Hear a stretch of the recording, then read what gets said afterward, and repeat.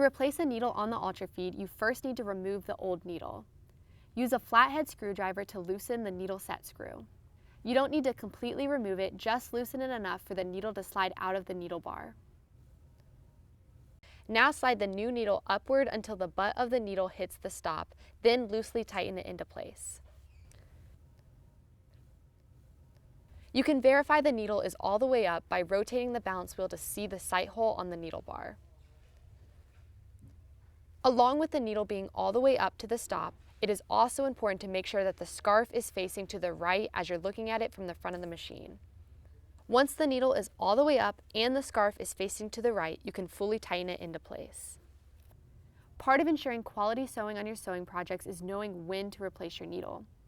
Needles are a consumable item and need to be changed on a regular basis depending on how often you sew. We recommend using a new needle for each new project that you start because needles accumulate wear and tear with use. It's better to start a project with a sharp new needle than with a needle that's already been worn down from heavy use. Forgetting to change your needle can lead to skip stitches, broken thread, and even damaged material.